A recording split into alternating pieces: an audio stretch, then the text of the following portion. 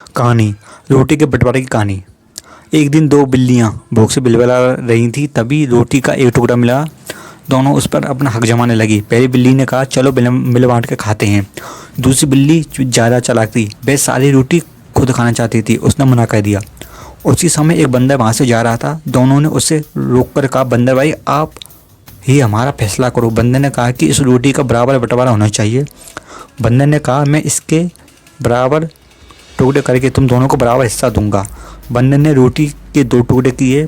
दोनों को बारी बारी से देखते हुए बोला, एक टुकड़ा दूसरे से बड़ा है। फिर उसने बड़े टुकड़े में से कुछ हिस्सा खा लिया। इसी तरह बंदर हर बड़े टुकड़े में से थोड़ा थोड़ा हिस्सा खाता रहा। आखिर में रोटी के सिर्फ दो टुकड़े ही बचे। यह देखकर बिल्ली बोली, बंदर भाई, हमारी रोटी वापस कर दो, हमको फैसला नहीं कराना।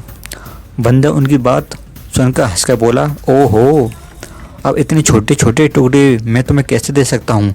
यह तो मेरा मेहनताना है। यानी अब तुम शुरू से लेकर अब तक मैंने तुम दोनों के बीच बैठकर जितना भी समय वेस्ट किया, यह मेरी उस मेहनत का हिस्सा है। तो यह कहकर उसने वे दो बाकी बचे टुकड़े भी खा लिए और खाकर वहाँ से चलता बना। ये बिल्लियाँ देखकर मनी मन जलने लगी और आपस में लड़ती रह गई।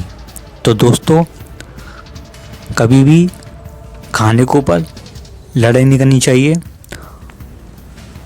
अगर इस खाने का हिस्सा थोड़ा कम है तो मिल बांट कर खाओ, जिससे कि कोई तीसरा बंदा आपके भोजन को ना खाए। कमेंट में कुछ बताइए कि कहानी आपको कैसी लगी।